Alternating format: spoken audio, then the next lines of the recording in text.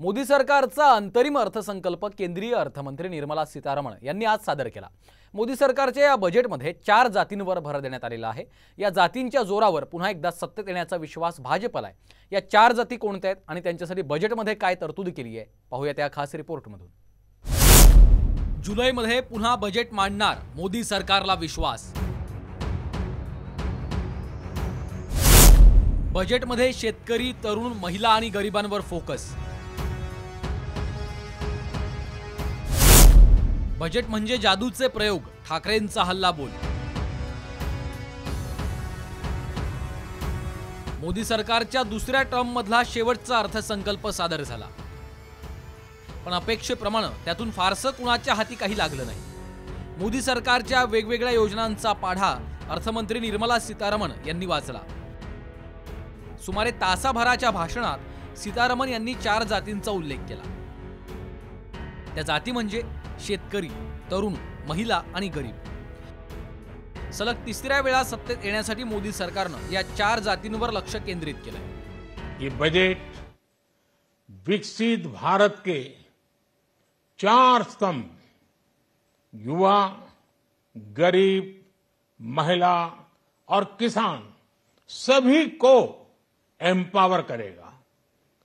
निर्मला जी का ये बजट देश के भविष्य के निर्माण का बजट है।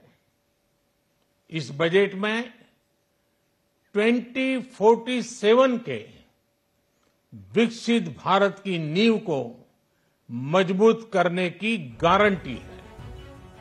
1 कोटी महिला लखपती दीदी बनल्या। 3 कोटी महिलांना लखपती दीदीचा लाभ देण्यात येणार आहे। पीएम आवास योजनेतील 70% घरं महिलांना देण्यात आल्याचं सीतारामन यांनी सांगितलं। आशा वर्कर, अंगणवाडी सेविकांना आयुष्मान भारत योजनेचा लाभ देण्यात येणार आहे। पंतप्रधान आवास योजनेअंतर्गत येत्या 5 वर्षात ग्रामीण भागात 2 कोटी घरं बांधण्यात येतील। 80 कोटी गरीब कुटुंबांना मोफत रेशन देण्याचा आपल्या भाषणात उल्लेख केला। 3000 नवीन ITI, 7 IIT, 15 एम्स, 390 विद्यापीठांची स्थापना केल्याचं सीतारमण यांनी सांगितलं। 1 कोटी कुटुंबांना प्रत्येक महिन्याला 300 युनिट पर्यंत मोफत वीज देण्याची योजना आहे। तरुणांना केंद्रस्थानी ठेवत आणखी मेडिकल कॉलेज सुरू करण्यात येणार आहेत।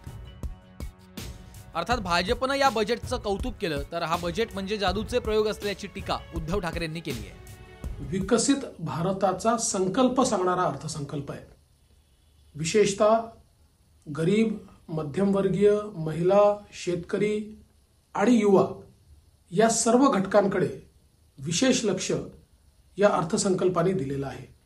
एकूणच जर आपण हे अंतरिम बजेट बघितलं तर विकासाची दिशा सांगणारं पण त्याच वेळी आर्थिक शिस्त पाळणारं अशा प्रकारचं हे अंतरिम बजेट या ठिकाणी मांडलेलं आहे। की पूर्वी म्हणजे अजूनही होत असतील जादूचे प्रयोग, तुम्ही पाहिलेत जादूचे प्रयोग? अरे हो की नाही? अरे नसेल तर नाही सांगा, ते करतात ते बघा। आता दिल्लीत सुरत जादूचे प्रयोग, ही टोपी घालण्याचा प्रकार आहे अर्थसंकल्प म्हणजे। हे अशा सगळ्या काही आता भूलभुलैया काढतील, अमुक आता तुम्हाला हे देणार, हे महिलांना काय आता फुकटामध्ये पाहिजे तर गॅस सिलेंडर देतील, पण मतदान झाल्यानंतर सिलेंडरच्या किमती दुपटीने तिपटीने वाढतील। नोकरदारांना ज्याची प्रतीक्षा होती त्या कर रचनेत सरकारने यंदा कोणताही बदल केला नाही। 3 लाखांपर्यंत 0% कर होता, तो असाच ठेवण्यात आलाय।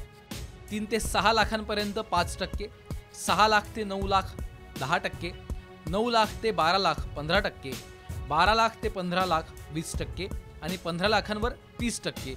कुठलाही बदल कर रचनेमध्ये केला नाहीये। सर्वसामान्यांचे टॅक्स स्लॅब कायम ठेवताना मात्र अर्थकारणाला चालना देण्यासाठी कॉर्पोरेट टॅक्समध्ये घसघशीत सूट देण्यात आली आहे।